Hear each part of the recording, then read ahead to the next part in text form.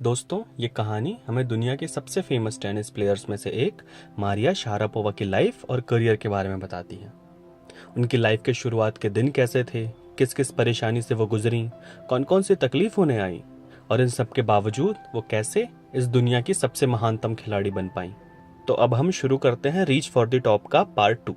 पहले पार्ट में हमने पढ़े थे सुशीला यादव जी के बारे में, जो माउंटेनियर थी, जिन्होंने माउंट एवरेस्ट पर चढ़ाई की थी, वो भी 2 बार। और इस सेकंड वाले चैप्टर में हम पढ़ेंगे मारिया शारापोवा के बारे में।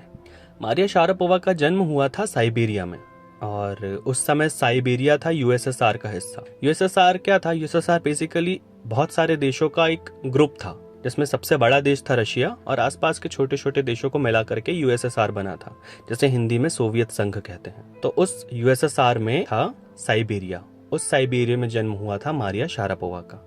इसका जो पहला पैसेज है, इस पैसेज में उनकी सबसे पहले अचीवमेंट के बारे में बताया गया है। ऑथर कहते हैं कि मारिया शारापोवा की अपीयरेंस ही उन्हें सबसे अलग दिखाती थी। उन्होंने 22 अगस्त 2005 में ही दुनिया की नंबर 1 खिलाड़ी बनकर दिखाया था, और उन्होंने ये सब किया था सिर्फ 4 साल में। दैट मीन्स सिर्फ 4 साल उन्होंने टेनिस की ट्रेनिंग शुरू करके इन 4 सालों में ही अपनी कड़ी मेहनत और इच्छा शक्ति की वजह से दुनिया की सबसे फेमस प्रतियोगिता विंबलडन की वुमेन सिंगल, उसमें उन्होंने सेरेना विलियम्स को हरा करके वो खिताब जीता था। कोई सोच भी सकता है कि सिर्फ 4 साल में कोई दुनिया की नंबर 1 खिलाड़ी बन सकता है? पर ना सिर्फ उन्होंने ये सोचा, बल्कि उसे करके भी दिखाया। अगले पैसेज में जानते हैं उनकी कुछ बचपन की बातें। उन्होंने अपने करियर की शुरुआत की थी जस्ट 9 साल पहले। तो जो भी वर्ल्ड लेवल की कॉम्पिटिशन्स होती है ना, उनमें जो बच्चे जाते हैं उन्हें बचपन से ही ट्रेनिंग दी जाती थी, और उसी में एक खेल था टेनिस। और टेनिस के लिए चुना गया था मारिया शारापोवा को। ऑथर आगे कहते हैं कि वो अपना 10th बर्थडे भी सेलिब्रेट नहीं कर पाई थी, और उन्हें यूएसए के ट्रेनिंग इंस्टीट्यूट में अपने पिता के साथ भेज दिया गया था। और वो स्टेट जहां उन्हें भेजा था वो था फ्लोरिडा। उनकी मम्मी की कुछ वीजा प्रॉब्लम्स थी, तो उन्हें वहीं रहने दिया गया था। पर वो अपनी मम्मी को बहुत ज्यादा मिस किया करती थी, और इस बात ने उन्हें बहुत तकलीफ दी थी। वो अपनी मम्मी का सेक्रीफाइस था, वो हमेशा याद करती हैं।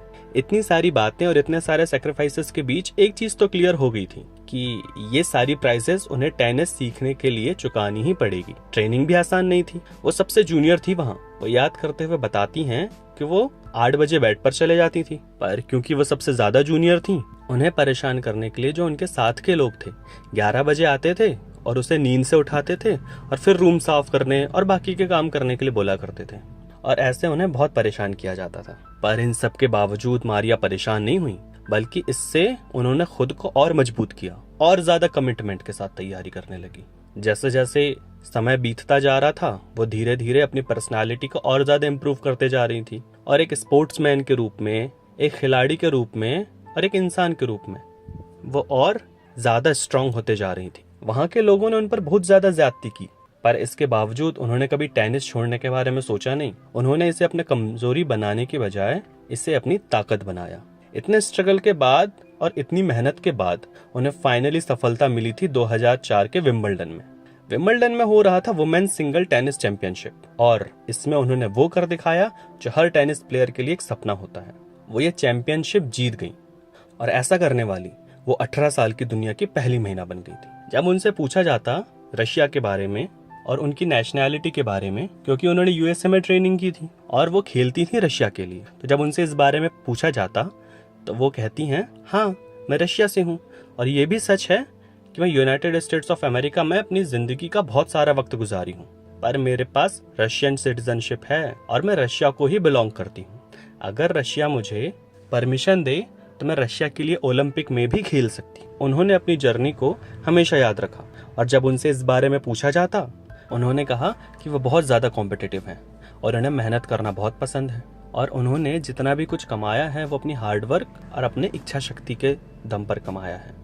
उन्होंने अपनी लाइफ में बहुत ज़्यादा हार्डवर्क किया है, और न सिर्फ हार्डवर्क बल्कि उन्होंने इन सब के लिए बहुत कुछ सेक्रीफाइस भी किया है। जब उनसे पैसों के बारे में पूछा गया तो उन्होंने कहा, हाँ, पैसे भी मायने रखते हैं। टेनिस एक स्पोर्ट्स के साथ साथ एक बिजनेस भी है, पर उनका एकमात्र उद्देश्य सिर्फ दुनिया की नंबर 1 खिलाड़ी बनना था, और वो आज भी उसी के लिए मेहनत कर रही हैं। तो ये कहानी थी मारिया शारापोवा की। मारिया शारापोवा ने अपनी जिंदगी में इस मुकाम तक पहुंचने के लिए बहुत मेहनत करी है। उन्होंने 9 साल की उम्र से अपना ये सफर शुरू किया था, वो यूएसए गईं, वहाँ पर ट्रेनिंग ली और बहुत ज़्यादा मेहनत करने के बाद, और एक रशियन नागरिक के लिए यूएसए जाकर के ट्रेनिंग लेना इतना आसान नहीं होता है, उसके बावजूद उन्होंने अपनी सारी परेशानियों को पीछे छोड़कर दुनिया की नंबर 1 खिलाड़ी बनने का जो सफ़र तय किया था, वो हमें बहुत प्रेरणा देता है। उम्मीद है आप सबको उनकी कहानी पसंद आई होगी। मिलते हैं अगली कहानी में। इस चैप्टर और बाकी नोट्स के लिए आप विज़िट करें edugrown.in पर, लिंक डिस्क्रिप्शन में मिल जाएगा। तब तक के लिए अपना ख्याल रखें, घर पर रहें और सुरक्षित रहें।